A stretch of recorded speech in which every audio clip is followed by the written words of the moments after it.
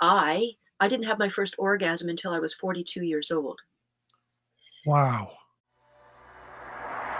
Take control of your life. Break the chains and rise. No more feeling powerless. No more shame. Take your power. Break out of the pain. Because it's more than fornication. More than procreation. It's not just self-stimulation. Sex energy is for creation and transformation into a new destination. This is Porn Talk. Porn Talk. Yeah. Change your heart from dark to light. Porn Talk. Yeah. Break free. Take back your power and rise. I said take back your power. I said take back your power. Take back your power and rise.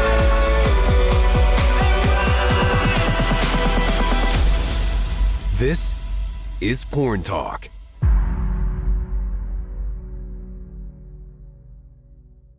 We have an amazing guest today, Lorna Gale, based in British Columbia, Canada.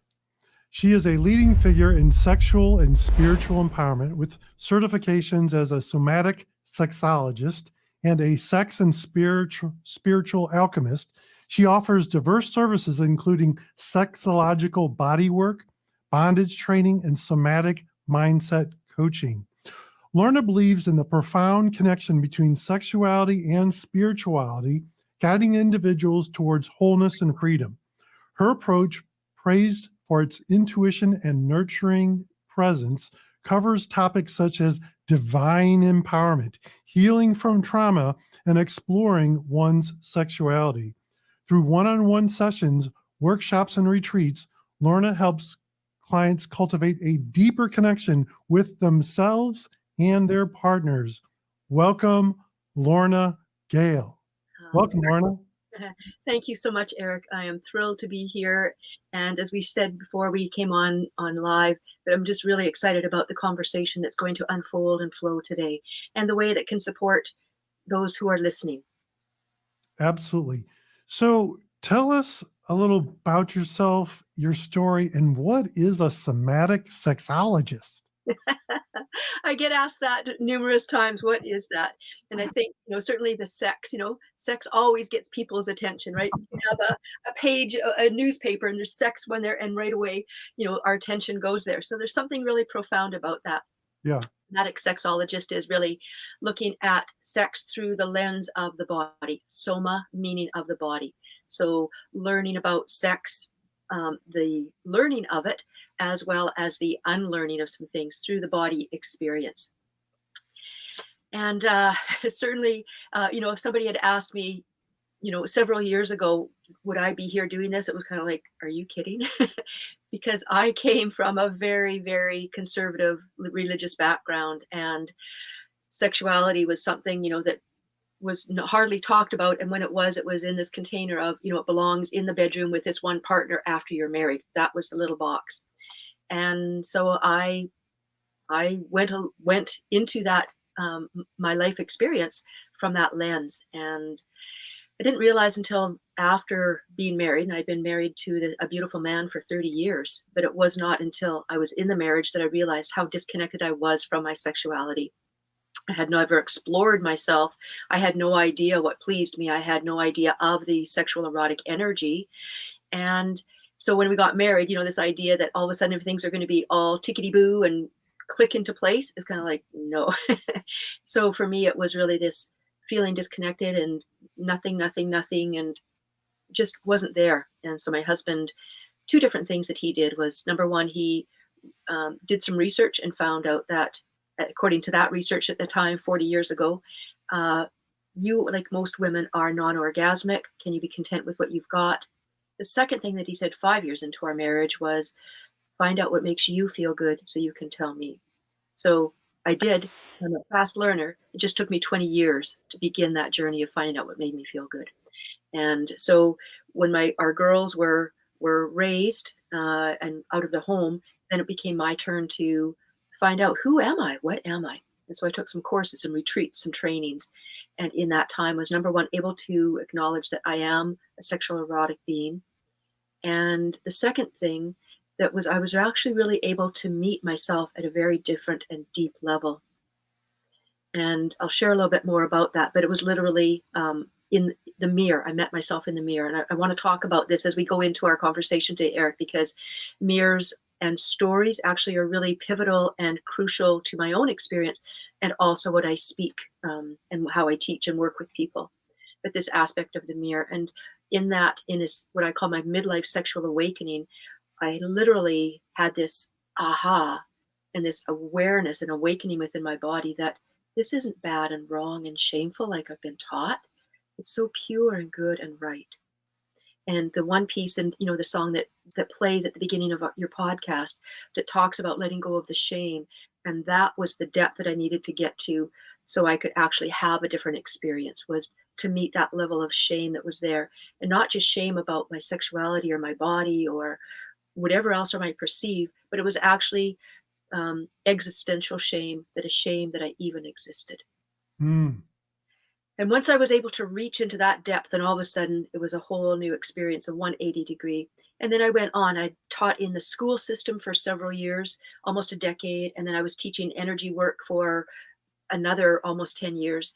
And then when I had my midlife sexual awakening, it just became this natural thing to take my love and gift of teaching into the sexual erotic realm of things, because I thought, I want to be able to play this role in helping people to know that, wow, number one, there are somatic sexologists, people here that are here to help you learn about your body and to find out what is true and to connect into your body. I didn't have my first orgasm until I was 42 years old. Wow. So, yeah. So that's, like I say, I was that disconnected from my sexuality, and a lot of shame about when it happened, anything that was connected to other than my marriage. And so for me, part of my awakening was I hired a masturbation coach. A lot of people say, oh, I didn't know there was such a thing. And there is. And so for me, a lot of times I help people to connect to their sexuality, and the times that I have worked with people to help move beyond that addiction to their pornography bent and that reliance. So different ways where I get to really support people to come back into this experience of themselves as sexual erotic beings. And as you read in my bio, my intro, is that aspect of really connecting the spirituality and our human experience. So there's a little bit of a snapshot. I can relate to so much of what you're talking about, and I could not relate to some of the other things you're talking about. But I was also raised, in a pretty strict religious household, headed as positives and negatives. And also the big thing that I can really relate to, you talk about the mirror and your story. Like that is my whole thing, the whole thing with Powerful Eric. I mean, that mirror and the story we tell ourselves are so incredibly important. And so I'm excited to explore that with you and hear more about that. Now, on the complete opposite side, though, the thing that I don't relate to is, you might call that with sexual anorexia. That might be, where you completely just disconnected from your sexuality and not having your first orgasm till 42. I remember being a little boy. I'm talking like super young, having my first orgasm. I'm guessing, maybe 7 or something like that, maybe even younger, having orgasm without ejaculation. Right. So that we're on two completely different True. sides of the spectrum there. Yeah. Very true. Very true. But some of the challenges are the same. So you'd mentioned pornography, and can you speak to that? Mm-hmm. For sure. Coming back to this aspect of somatic, learning from the body, that, and again, through my training as a sexological body worker, which is somatic sex education, it's really, again, bringing people back to their bodies beyond our thoughts, beyond those, the beliefs, what we've been taught, the conditionings that we've had from society, from our religious, and for the most part, religion, is really woven into our world because it used to be the center of society. So it really ripples out. And one of the trainings that I was able to take through this body of work was called Erotic Embodiment and Pornography. And it really looked at acknowledging that pornography does happen. And while there may be common threads or themes about why people begin or use pornography, why an addiction happens, I think the big part of it is, again, coming back to the body, is how do we recognize where sometimes that sense of shame that can happen from early on, right? It's, don't touch yourself, if you masturbate, you're gonna grow hair on your palms, or you're gonna go blind. Those are all kinds of things. Even the word masturbation comes from the word shame. And so to be able to then, how do we move beyond the story, not only the story we tell in our head, that play, that mind, that set. I talk about it as a mind set, the stage that's in the mind, and all the characters that are there that tell the story about who we are as sexual erotic beings and what we're doing. But to be able to now move back into an embodied experience. And I look forward, again, I'm excited for this conversation because there's just so many points to touch on to and to touch base on. It seems to be that, the different common threads that happen, but at some level, it seems to be that shame is fundamental and foundational. And so when we can really touch into what is that about, why is that playing a role in our lives? And oftentimes before it's even in a cognitive sense, right? It's not, I feel shameful. It's kind of what gets taken on. And so this piece about pornography, when I teach it, it's, let's take away the sense of judgment about it. Because we've got so much shame and judgment about sexuality to begin with. Mm-hmm. So this idea of wanting to connect there, on some level, it can be the sense of, I feel disconnected from my sexuality. I feel a sense of shame. And so it drives us to stay connected with it in that way. Mm-hmm. Other ways, there's this sense that, because when you think about orgasm, that it means little death. So we're looking at that, la petite mort. It's that little death. And so in that sense where there is no, we sort of lose ourselves in it all. And so it can be this perpetual sense of wanting to die to, sometimes to that shame, but also it's that dying to that sense of who we say we are. So that's why I say there's, when we go into a deeper level of things, to be able to look at what's there. And instead of judging that, is to say, how do we use that to really find out what is true for us? What is your true sexual nature, and how does it want to be expressed? And looking at the types of porn that people watch, whether it's male on female, whether it's female and female, whether it's female on male, whether it's the gay porn. There's all kinds of themes around it. And each of those things actually start to give us a glimpse into what it is that starts to speak to that true nature. So when we come back to the mirror, I say, when we look, and I think probably all of us, today have looked in the mirror once or twice, whether to do our hair, brush our teeth, get dressed. But when we look in the mirror, it's actually the opposite of what is. It doesn't show us what is, it shows us the reflection, the opposite. And so when we look at what's happening for porn, if we can look at it, not just as it taking us outside of ourselves, but what does it show us about within? It can be a place of, what are our greatest pleasures? What are our greatest turn-ons? And what are our greatest wounds and places that are ready for healing? Yeah. Lorna, let me ask you, because I had heard that a long time ago about orgasm being the the little death. And honestly, I never quite really understood that. Are they like on the man's side? I could understand maybe the sperm dying. Is that what they're referring to? I don't know. Yeah. In one sense, you can look at it that when an orgasm happens, it's almost like the lights go out in the sense that there's not this, it's this ecstasy, if you will, or there's this, oh my goodness, right? And it's just almost, sometimes there's a sense of almost losing consciousness. There's this Mhm. sense of whatever's happening around me is totally, doesn't even exist anymore because I'm right here. Yeah. So it's that dying to that sense of self. It's dying to anything outside of this moment right now.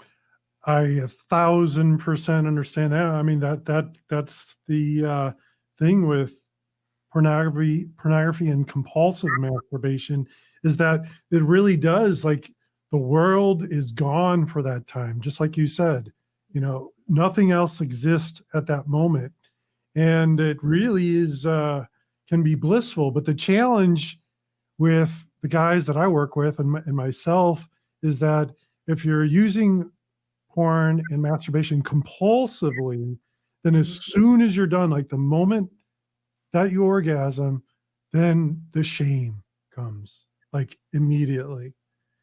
And then it starts that cycle you talk about. You feel shameful, so you want to feel better, so you do it again, and it's just this vicious cycle. And then we go to these recovery meetings where they have you say you're powerless over it, and they have you say over and over, like, you introduce yourself, hi, I'm Eric, I'm a sexaholic, and that is just reinforced. You look in your mirror, and I was brushing the teeth of a sexaholic or a porn addict. And finally, the day came where I'm like, this is not working. And I just was creating the login for the addiction recovery app, and I put Powerful Eric. And so I changed the way I look at myself in the mirror, and I even changed my story, because my story then became like the backstory for a superhero like Batman. Mm-hmm. Mm-hmm. It's a beautiful story, and I know when you shared that with me when we spoke uh, the other day, is that empowerment that really took life, if you will, through your lived experience. And when I look, when the way that I look at it, and again, teacher background, so I love looking at words. And my as an avid reader from the time that I was probably 5 or 6 years old, and then into teaching, where one of my jobs was as a writing specialist to teach children how to write stories. And then this whole theme of stories now in our, in the entrepreneurial world, is tell your story. It's really important for people to be able to acknowledge our stories.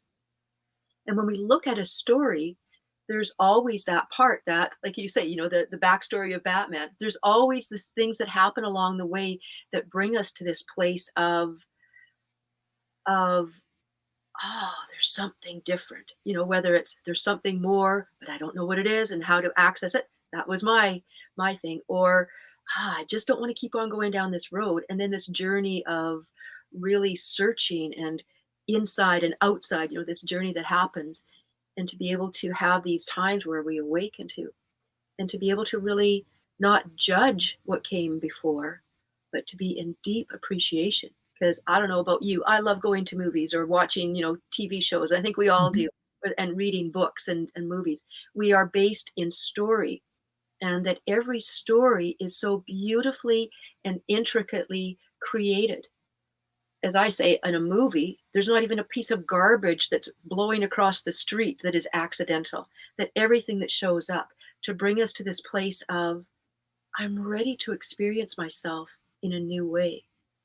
And I talk about, instead of those rocks or those pebbles that have, um, do you remember the story of Hansel and Gretel?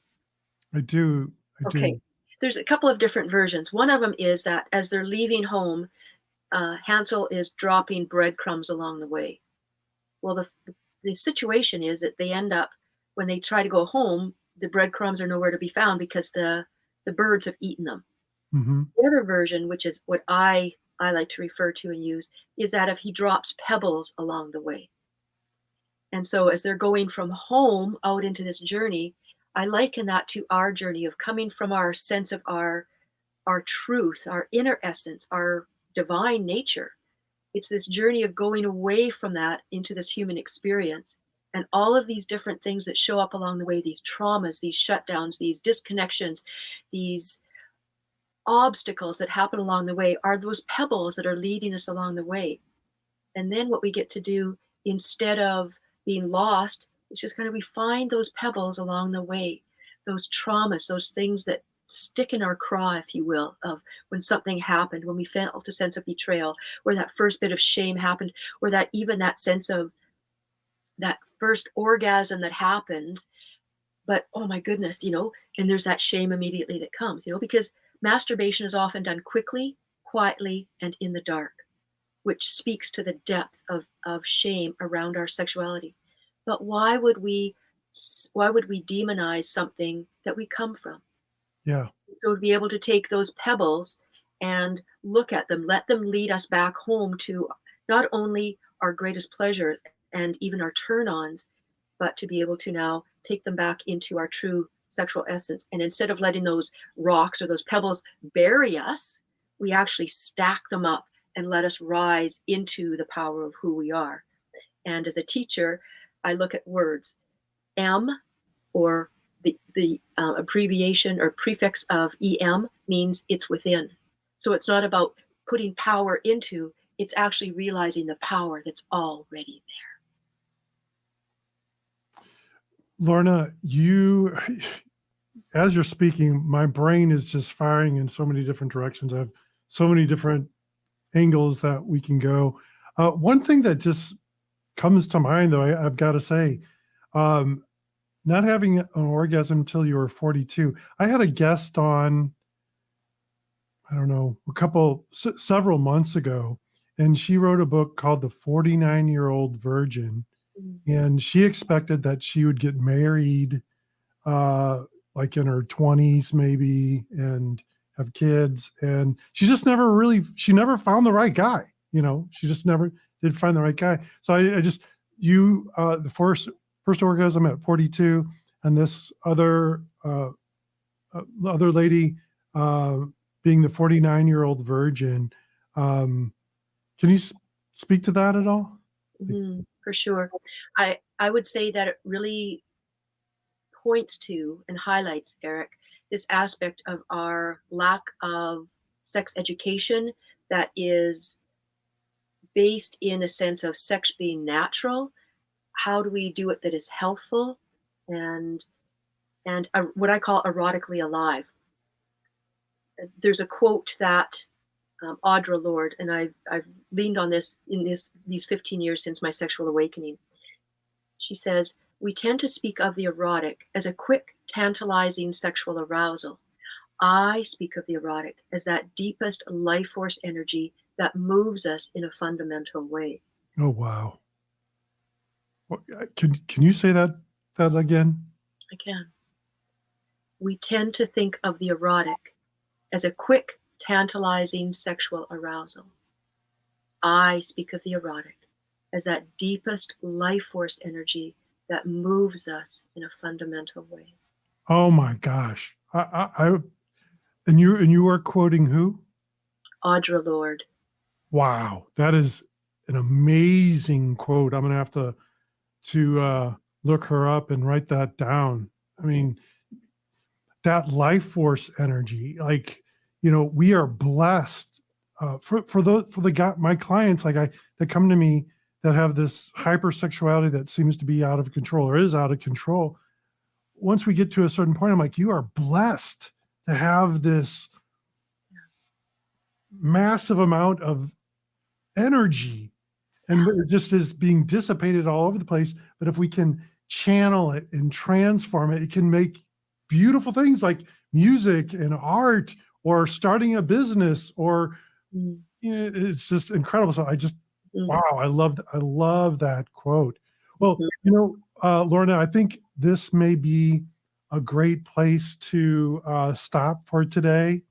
Okay. And we'll have you back on the next episode.